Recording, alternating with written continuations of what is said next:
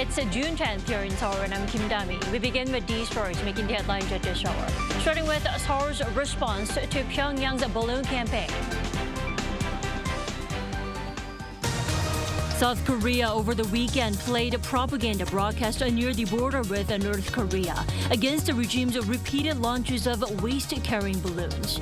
The North sent yet another round of those balloons with a warning of further new actions. President Yoon goes on a so-called K-Silk Road journey with his first foreign trip this year to 3 Central Asian countries this week. Boosting resource security and bringing people closer together are the main goals of the trip. Far-right parties performed strongly in the European Parliament vote. French President Emmanuel Macron called for snap elections after his party suffered a defeat on Sunday. South Korea has resumed the broadcasting of anti-Pyongyang messages along the border in retaliation against the North's trash-carrying balloon deliveries. The regime snapped back, warning of new responses. Our defense correspondent Choi Min-jung reports. South Korea has reactivated loudspeaker campaigns against North Korea for the first time in 6 years. The move comes after the Presidential National Security Council gave the green light on Sunday to ramp up retaliatory measures against Pyongyang's continued floating of waste-carrying balloons into South Korea. The loudspeaker campaigns were officially suspended in 2018 as part of an inter-Korean military agreement to defuse tensions along the border. The last broadcast was in 2016 as a response to the North's 4th nuclear test. It aired K-pop, news, and criticism of the regime's human rights abuses, drawing anger from the North. A military official said the latest broadcasts are expected to have similar messages. The South's military reportedly blasted such messages for around 2 hours on Sunday afternoon and played songs such as BTS's Dynamite and Butter. The Joint Chiefs of Staff warned that whether there will be additional propaganda broadcasts depends entirely on North Korea's actions. However, the regime did not back down. North Korea sent additional trash-carrying balloons late Sunday after the resumption of the South's broadcasts. In a statement, the sister of North Korea's leader Kim Yo-jong threatened there would be, quote, new responses if South Korea continued to engage in the sending of anti-Pyongyang leaflets and loudspeaker provocations. She added that the balloon sending was to end last Saturday, but the situation has changed following the broadcast provocation. Kim claimed that the regime sent some 7.5 tons of waste in 1,400 balloons over the weekend. Balloons have been found in Seoul and Gyeonggi-do province. Choi Min-jung, Arirang News. Now, what are these propaganda broadcasts, and will they stop North Korea sending of trash-carrying balloons? We're joined by Dr. Bruce Bennett for more. Great to have you back. Well, thank you. My pleasure. So let's start with what these broadcasts are about. What are they about? Well, the heavy element is K-pop because we know that's very popular in the North. And so lots of people in the North will listen to that, especially the soldiers in the forward area. And it's important to remember that many of the soldiers in the forward area are from the elite Songbun. They're people who are from the elites out of Pyongyang, children of elites. So reaching them is something which the North is really not going to like, as they demonstrated in 2015. In 2015, they were willing to come to the negotiating table over it. Now they seem to want to simply escalate. Right, so it's mainly going to be the contents that North Korea, the regime, is not going to be too happy about. Then the question is, what are South Korea's strategies here? I mean, why the resumption of these propaganda broadcasts as a response? Well, you remember in 2015, the North Korea set up a landmine in the demilitarized zone that injured 2 soldiers. The South restarted the broadcast then. And that was so offensive to the North that with 2 days, they had agreed to negotiate to stop the broadcasts. And North doesn't seem to be taking that approach this time. They seem to be prepared to escalate. So it'll be interesting to see what they do and what President Yoon and his people have in terms of next steps if the North does escalate. This is a case where this may be more difficult to try and get to an end state that is agreeable to the South. Well, the question was, are the broadcasts going to be effective enough to stop the North from launching the balloons? It looks like it's not working, considering they sent more balloons after the broadcast. What's going to happen next? Well, so the Yoon administration announced that they were prepared to stop the broadcast if the North stopped its provocations. So it'll be interesting to see whether the North escalates and wants to have the broadcast stopped, or whether the South will wind up continuing the broadcasts. The broadcasts, the problem is the messages from those K-pop songs, from things about North Korean human rights, things really that Kim doesn't want his elite families in Pyongyang hearing about, and they will hear it through their children. So this may be a case where Kim threatens and then backs off, or it may be a case where he chooses to escalate. Right. Well, actually, North Korean leader Kim Jong-un's sister Kim Yo-jong said it herself that North will take further new actions. What kind of actions can we expect? Well, we could expect that they could send drones across the border. They could send their own balloons across the border that are not just trash, but other kinds of materials, leaflets, things like that they've done in the past.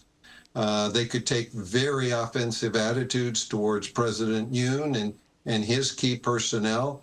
They could send their own broadcasts across the demilitarized zone more aggressively than they already do. And we have to remember, they do broadcasts across the demilitarized zone contrary to the 2004 agreement every day. So they're already violating the equal provisions that should exist. Well, we all know this isn't the first time Seoul has decided to do so. Now, when was the last time the South Korea played propaganda broadcast was back in 2016. Now, how did that work last time? The 2016 case, as I remember it, both sides backed off eventually. So that's the key, is we need to get both sides to try to back off at this point. And that'll happen because one side or the other shows restraint. Hopefully, the North chooses to show some restraint, but very unclear. The North seems to be not very stable right now. And if Kim continues to escalate, that's a really good indication that he's facing pretty serious instability internally and feels that he has to do something because of his instability. Things are looking indeed risky here on the Korean Peninsula. All right, Dr. Bennett, thank you for your analysis. As always, we appreciate it. Oh, you're certainly welcome.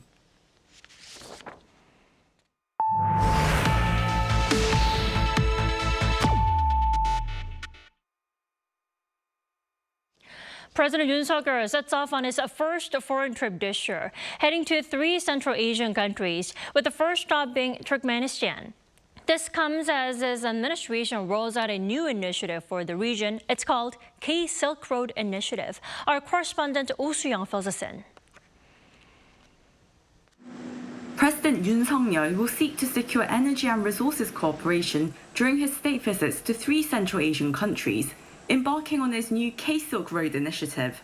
The South Korean leader on Monday starts his first overseas trip this year with a state visit to Turkmenistan, the world's 4th largest holder of natural gas reserves.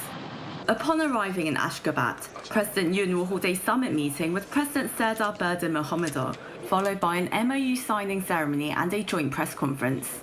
With bilateral trade at a modest $70 million last year, Yoon's visit will focus on establishing a foundation for more business activities and cooperation on areas like transportation and infrastructure. President Yoon will engage in deep discussions with Turkmen leaders on elevating bilateral cooperation to a new level, particularly in energy and plant sectors, as well as exploring new areas of cooperation such as shipbuilding, healthcare and education. Yoon will also hold a separate meeting and luncheon with Gurbanguly Berdimuhamedow, the former Turkmen president and People's Council chairman, on Tuesday, before attending a business forum.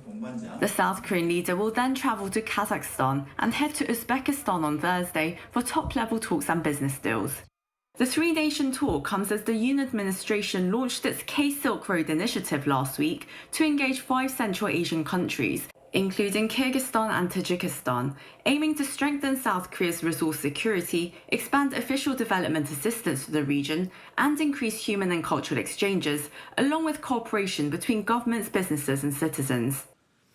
The combined area of these 5 nations spans 3.55 million square kilometres, over 15 times the size of the Korean peninsula, and their population of 80 million presents a promising consumer market. Their abundant reserves of oil, gas and critical minerals make them key partners for advanced industrial collaboration with South Korea.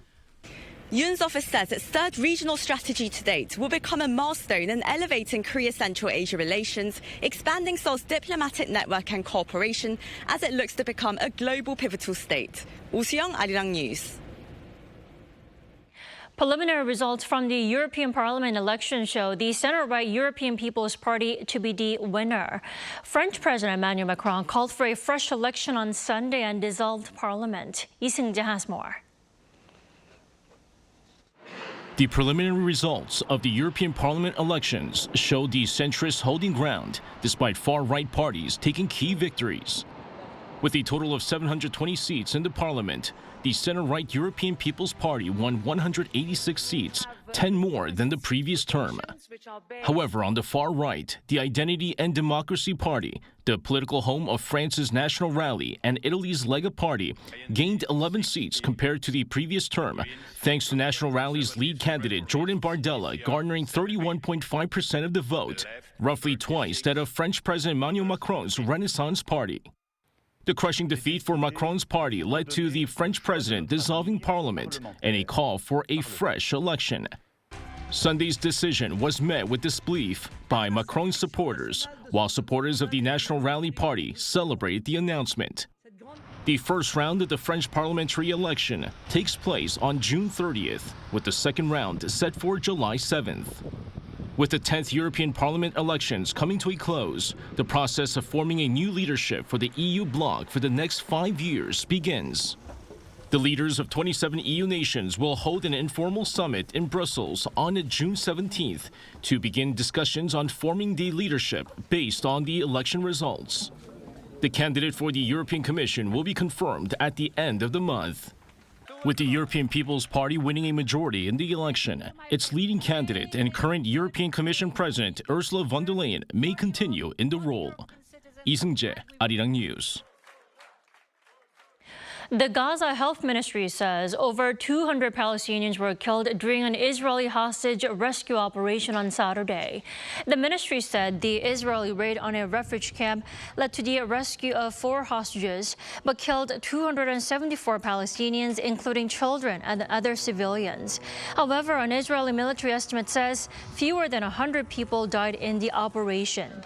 Now, among the rescued hostages were 3 people in their 20s and a 41-year-old who were held captive since being taken from the Nova Music Festival on October 7th last year. The League of Legends is one of the biggest titles created, and one of its most successful players is Lee Sang-hyeok, better known as Faker. Now, that being said, Faker's skills and strategy have earned him the first place at a Hall of Fame for the game. Kim Bo-kyung reports.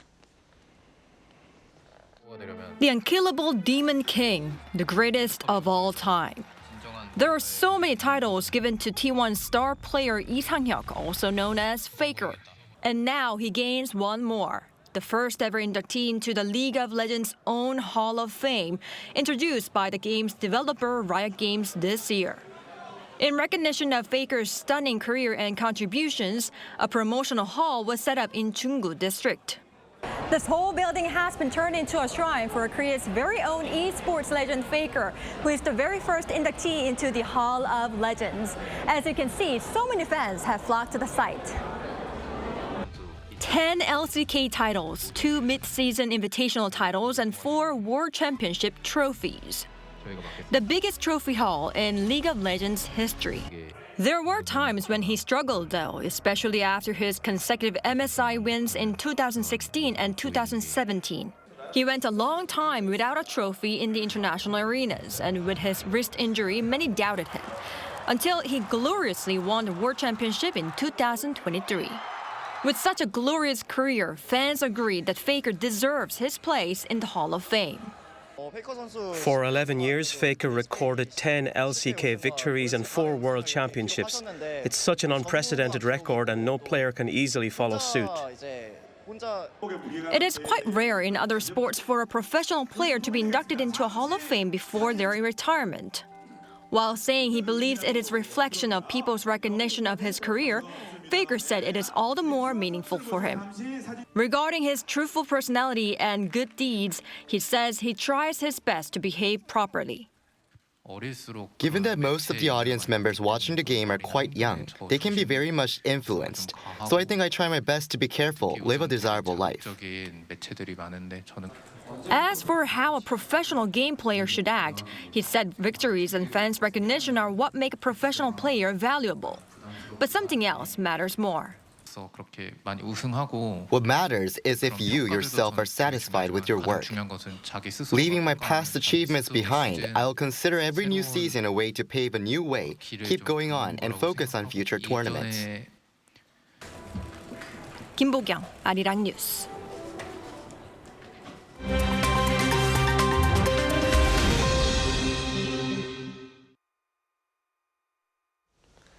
Good morning, I'm Kim Seong, and now we turn off to stories from around the world.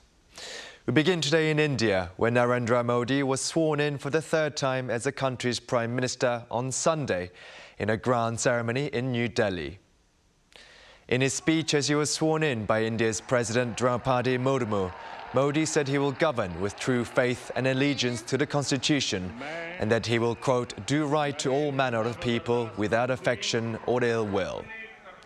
Modi took the oath on Sunday along with 72 ministers of the new coalition government.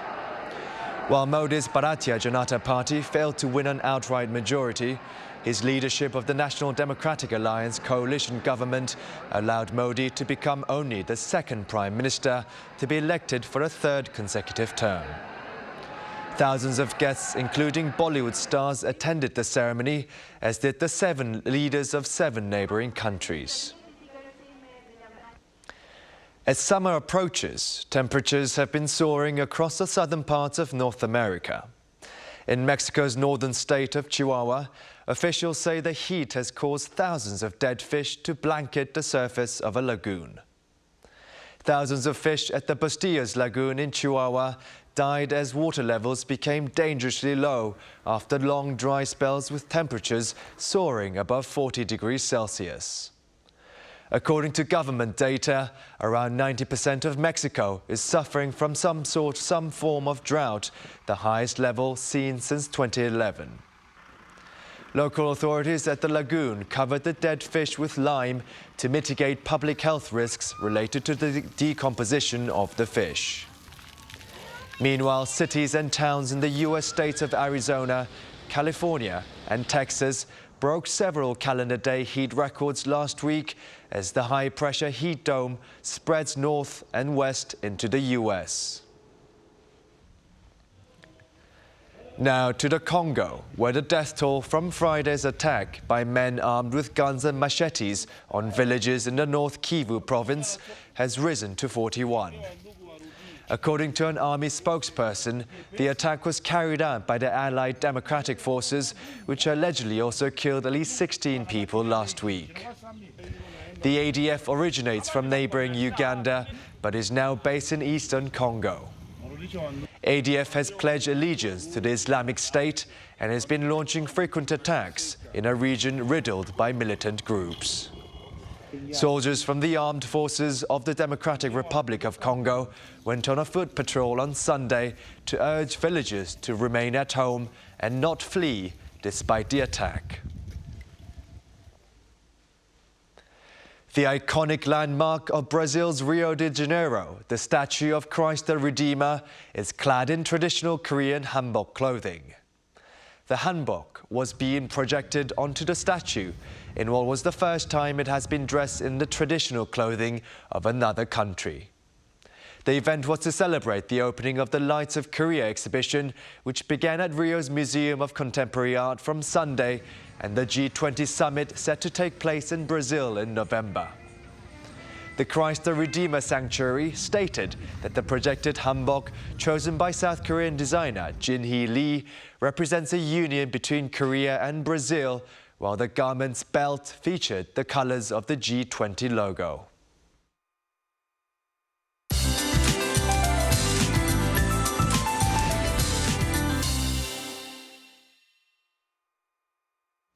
Good morning. We need to brace for a summer heat wave today. Temperatures will go up a couple of notches higher than yesterday here in Seoul, going up 4 to 5 degrees higher than season norms with a high of 33 degrees Celsius in Daegu, and sunshine is in the forecast for most parts of Korea. But today is only the beginning. We are looking at midsummer heat this week with temperatures that could nudge toward the mid-30s in Daegu and nearby areas, reaching 35 degrees Celsius by Thursday in Daegu. And the sun will shine down throughout the week, while the humidity will also gradually go up from now on. Meanwhile, Gyeongsangdo provinces could see 5 to 40 millimeters of passing rain, and south of Gangwon-do could receive 5 to 30 millimeters of showers today. Daily highs will be 1 to 7 degrees higher this afternoon in many places, topping out at 30 degrees here in Seoul and Chuncheon. But Gyeongju will see a high of 34 degrees this afternoon with strong UV rays for many places. So please stay hydrated and safe. With that in mind, let's take a look at the international weather conditions.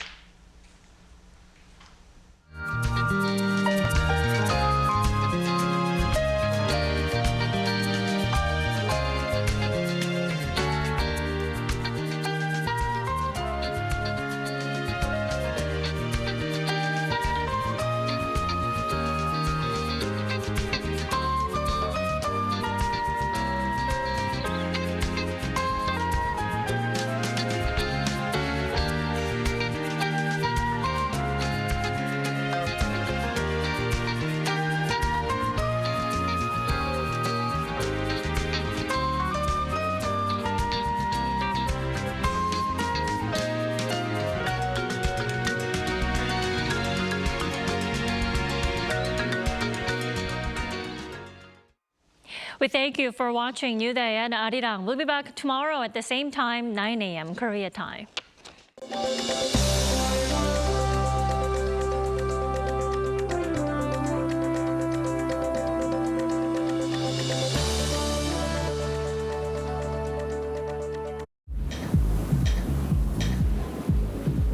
Welcome.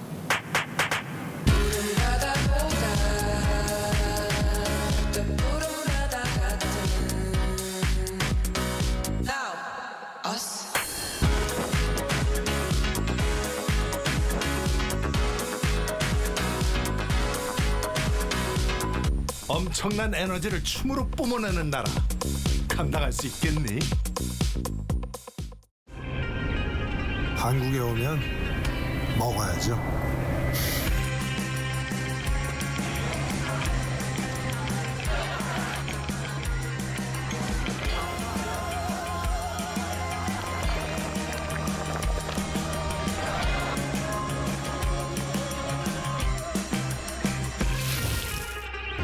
먹어도 끝이 없는 나라. 감당할 수 있겠니?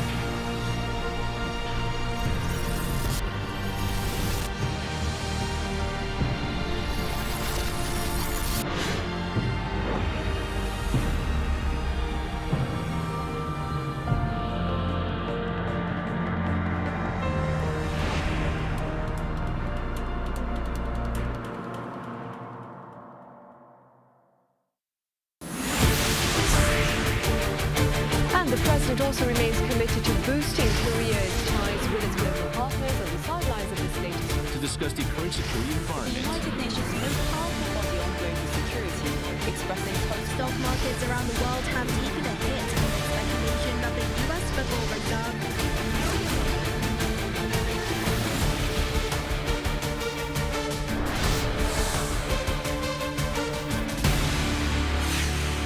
Arirang. 하나, 둘, 셋. Hey, Mr. Cupid, make sure you listen to what I say. I may be stupid or quite naive.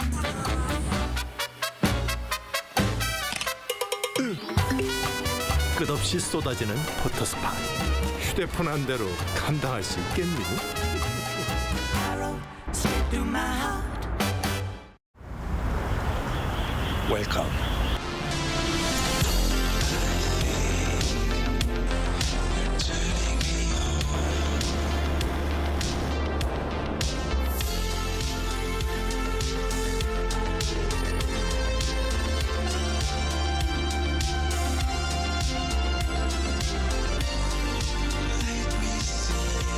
(24시간) 불이 꺼지지 않는 나라 감당할 수 있겠니?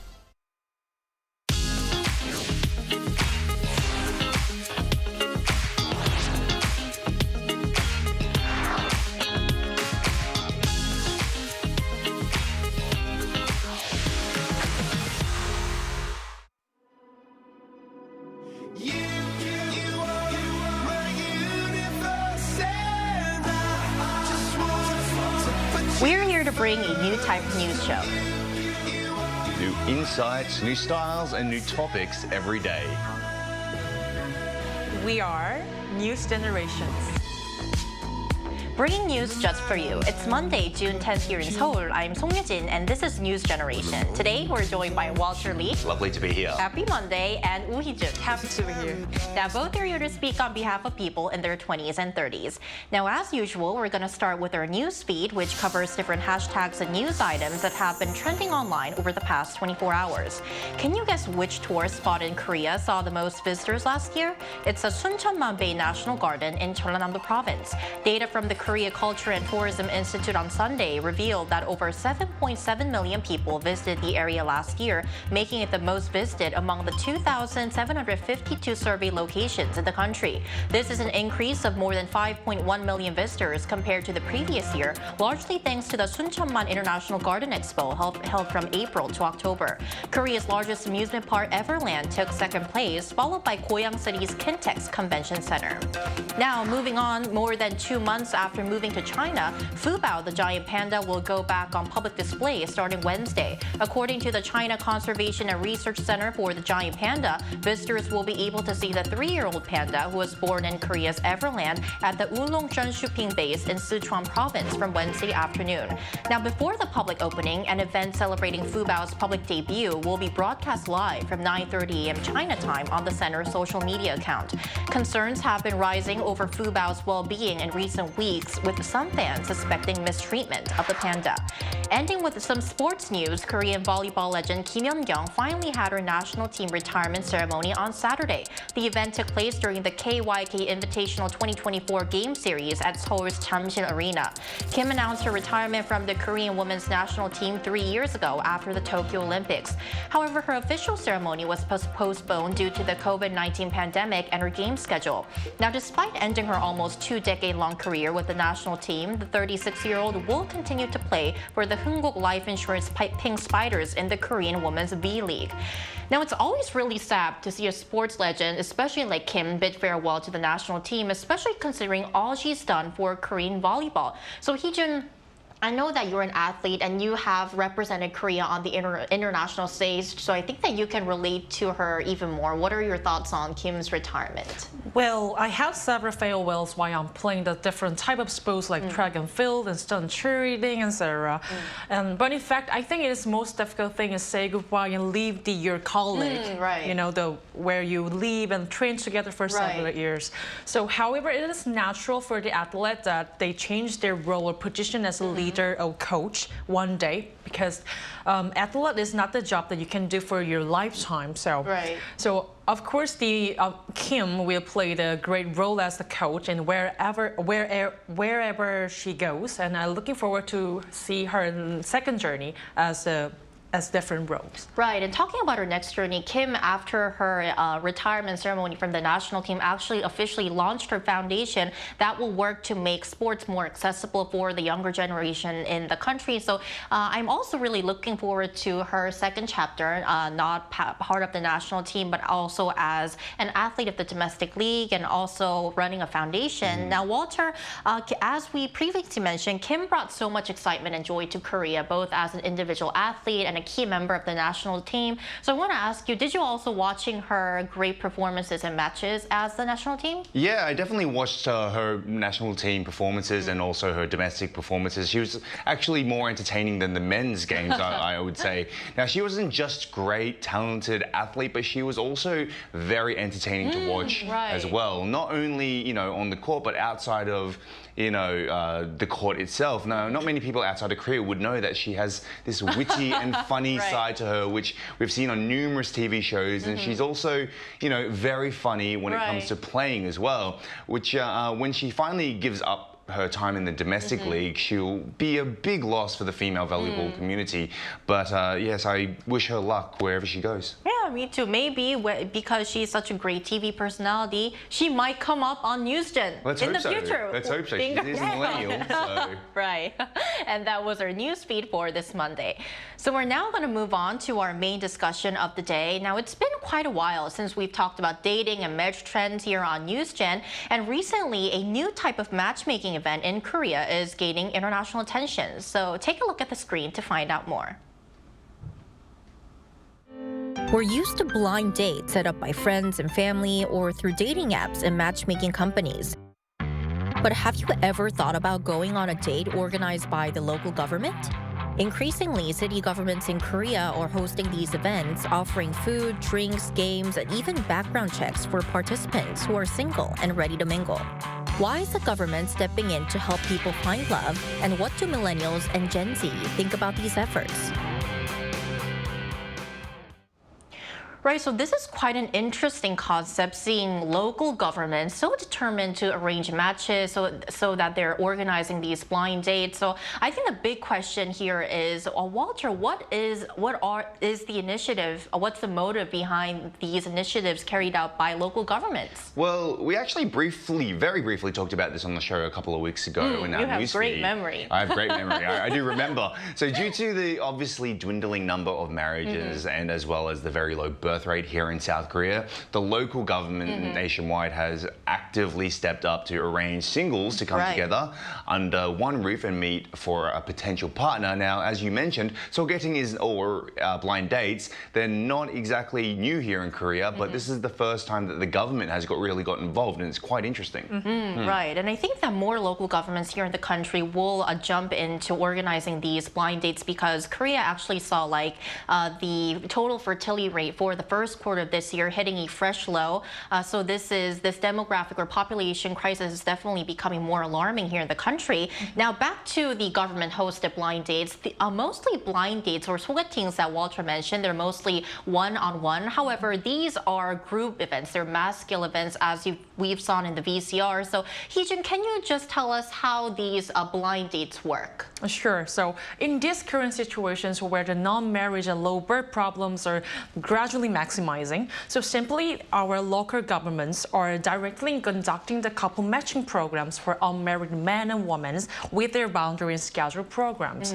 So it is showing a nationwide expansion as the programs that actually leading to the dating various events, and also as the number of the actual participants matched through these programs are increasing now. So they're showing more interest in related issues in the media now. Right, and talking about interest from the media, these government-hosted blind dates have also caught attention not only here in the country, but the eye of international media outlets as well. So if you take a look at the screen, this is one title from an international media outlet, the Boston Globe. It says, "Dear city residents, fall in love, please." So I think that this is a message that the organizer, which is the local government, wants to spread to its participants.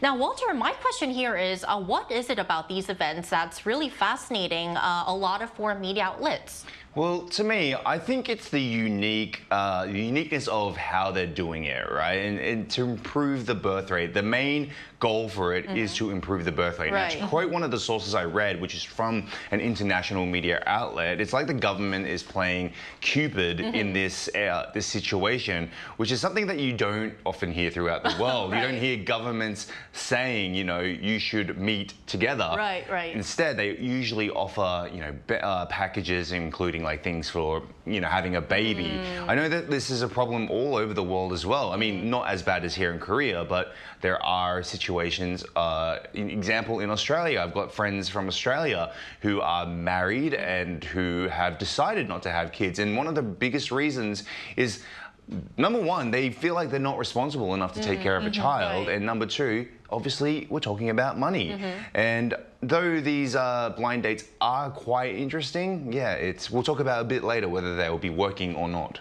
Right. This is definitely a new approach that local governments are taking.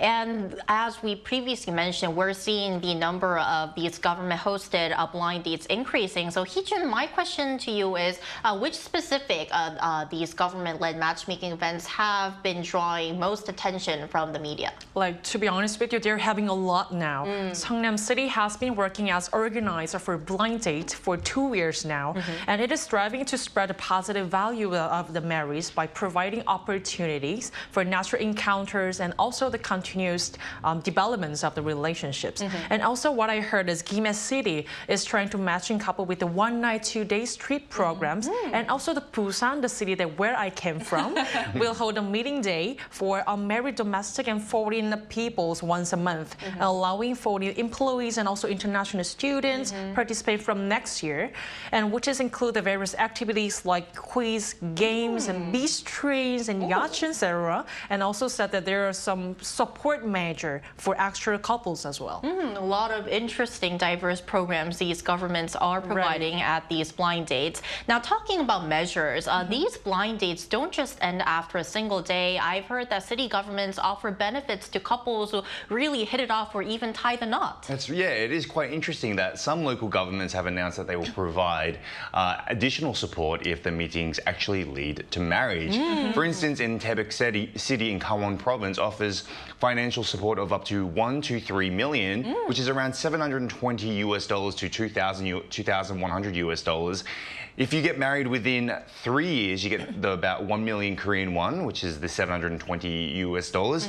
If you get married within a year, meaning under a year, you've just met this person, which is very quick. It happens here in Korea. Yeah, it's possible.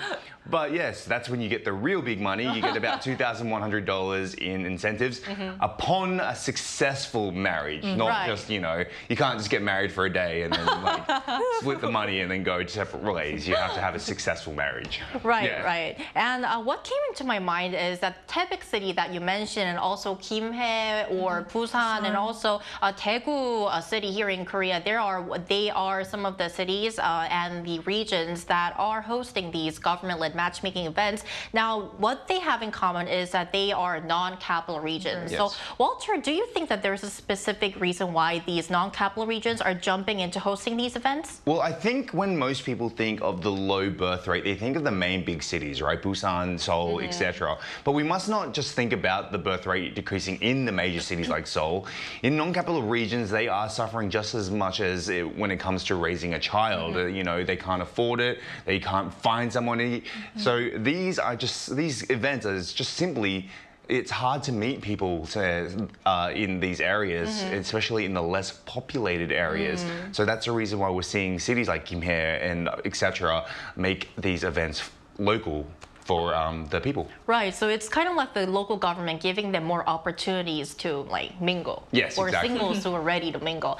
Now, these government-led matchmaking events, are these events unique to Korea, or is this something that we're seeing in other countries as well? Not only here in Korea.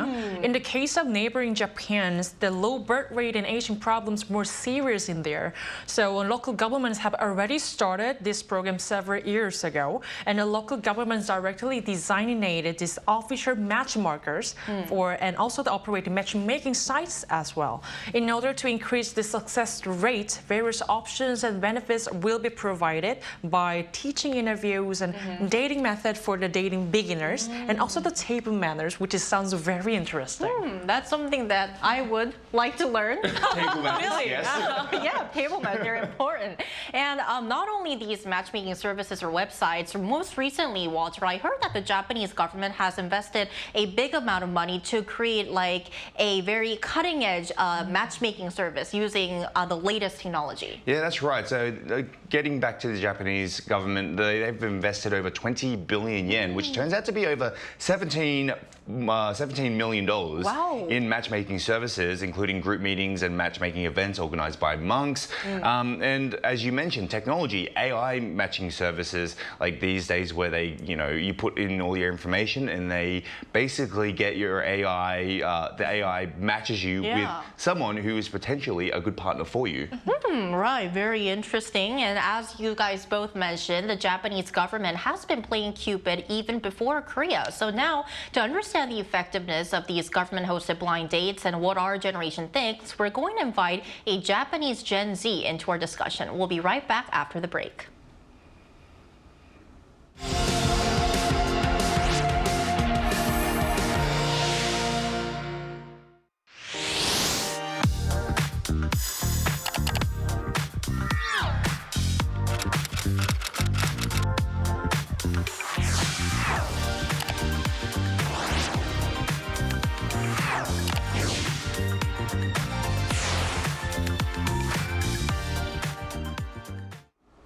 We're back. Today we're joined by Hikaru Suzuki, a Japanese Gen Z living in Tokyo. Thank you so much for joining us today. Thank you. Thank you for having me here today. Lovely to have you. So Hikaru, our first question for you is, could you tell us about some of the government-hosted blind dates in your country, that is Japan? So our government just support hosting blind dates, or both blind and not blind dates. Just having a good opportunity to meet a lot of men and women, or even like women and women together, and give the opportunity for a mingle with them. That's quite fascinating. Do you think that these methods are effective, though, in helping people find their significant other and further, taking a step further to starting a family? Is this something that maybe you would consider as well? I would say yes, because a lot of Japanese younger generation says we don't have any opportunity to meet someone, meet the partner, potential partner. But if the government have the opportunity, we can just go casually, and if we are lucky, we can find someone. That's very good to know. And I also wondered, are there any matchmaking events that you like to see or recommend? I would like to join this date dating opportunity with for my curiosity, and also as you told me, we have a lot of AI technology dating services, so I would like to join it. All right, sounds fun and interesting. Hope you get a chance to join on one of these interesting government-led matchmaking events. Thank you, Hikaru, so much for your time today. We really appreciate it. Thank you. Right, so we've heard from a Japanese MZ on her thoughts about the effectiveness and what she thinks about these government-organized blind dates. So we also asked our viewers if their countries have similar government-organized matchmaking sessions like we have here in Korea and Japan that we talked about, and whether they think that these events are helpful in people meeting their significant other and taking a step further, helping them start a family. And here's what 3 of them said. So if we look at the comments, Benny says, here in the Philippines, means there are no city government-sanctioned matchmaking programs. For me, matchmaking programs hosted by either the city or government would work as well. So Benny seems like he's willing to participate in these events. Leon says government involvement can normalize the search for a partner and make it more socially acceptable. While Singapore doesn't have a direct matchmaking program anymore, the Social Development Network, or SDN, still focuses on facilitating a social interaction among singles through partnerships with community organizations. That sounds fun as well. And finally, Taras Bell says, I think it could help, but government-sanctioned matchmaking programs are unheard of it in the US. So Taras, through our episode today, I think that she'll get to know what government-led matchmaking events are.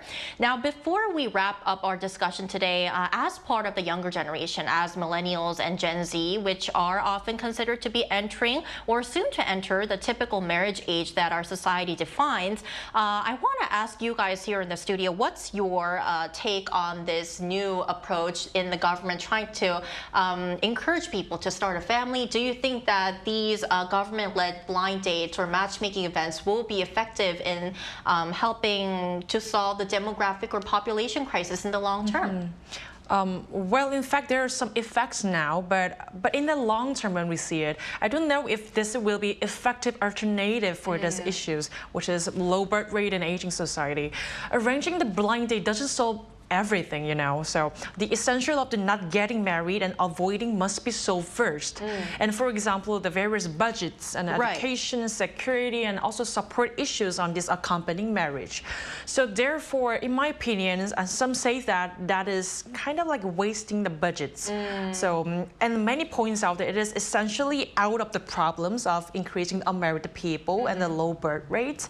So it can be resolved only when the social infrastructure is improved and also the support measures are prepared first. And I think the administrative power and budget spent on maintenance events should be used to establish the housing or support childcare or education, etc. A practical and long-term approach is needed to be like a slope rather than a short-term solution as they mentioned. Right. So these like matchmaking events, they can be effective in the short term because it kind of provides opportunities for young people to meet a lot of people. But I think that you mentioned a very good point, because at the end of the day, one of the major reasons when we look at the polls that survey young people here in Korea on whether they would like to get married, they have plans to get married, one of the main reasons that they give for those who say, I don't know or no, is because of economic issues, because it takes a lot just to get married and it takes even more to start a family. And also, especially for parents who have newborns, their career-wise, they have like a lot of difficulties, because for the caretaker of the child, that may lead to like a temporary stopping of one's career. So definitely we need more support, and we need to build more infrastructure in terms of childcare support. Now, what are your thoughts on this, Walter? Well, it's really interesting because as a person who has basically a newborn child, she's about 16, 17 months now, in my opinion, events like this, listen, they couldn't hurt, but I don't think they're going to solve the problem, just as Hee-jun mentioned. As the only one married here on this panel, I can tell you... You can give the most helpful advice. I'm going to give you the best advice I can. I can tell you that the strain of having to live with another person is horrendous. Oh my God, can you say that on air? But really, the amount of money it takes to look after a child feels like it's never ending, and it sometimes really isn't never ending. But our generation has also been taking their own personal time into consideration. You know, I have two friends, like I mentioned earlier, the reason why they didn't want to have kids, financial burden, plus also the responsibility as well.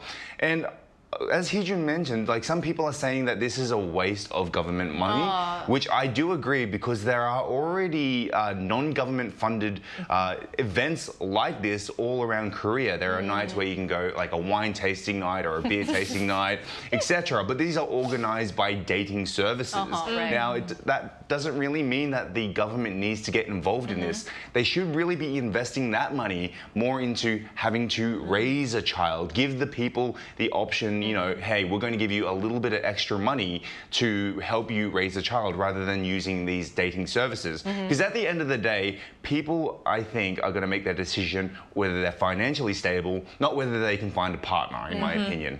Right. But the fact that we're seeing so much people wanting to participate in this program kind of shows that our generation is into trying out these programs. So maybe we need like a balanced development of government-led matchmaking events, and at the same time developing and providing more infrastructure for those for the younger generation, so that they could be encouraged to get married if they meet someone that they would like to spend the rest of their time with, and also start a family. And until then, we'll be here every day from 9:30 to 10 a.m. Korea time, bringing you more topics young people are talking about. Special thanks today to Walter Lee. Lovely to be here. Lovely to have you. And Uijin. Happy to be here.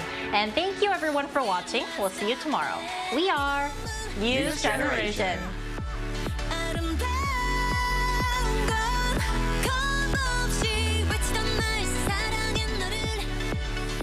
하나, 둘, 셋.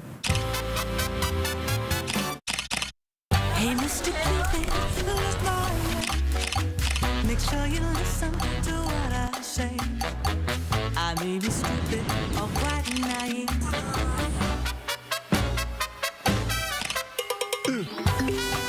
끝없이 쏟아지는 포토스팟. 휴대폰 한 대로 감당할 수 있겠니?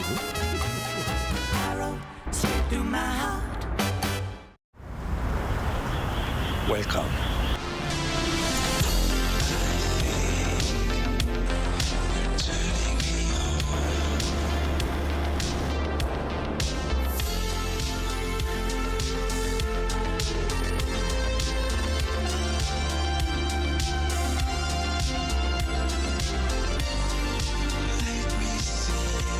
(24시간) 불이 꺼지지 않는 나라 감당할 수 있겠니?